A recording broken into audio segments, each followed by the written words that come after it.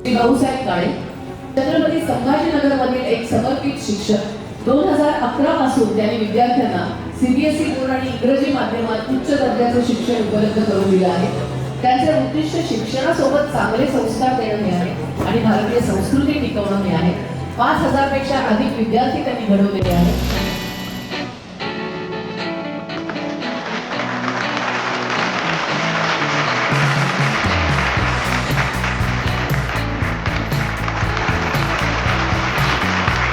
नमस्कार, मी भाऊसाहेब द्रौपदाबाई नानाभाऊ काळे।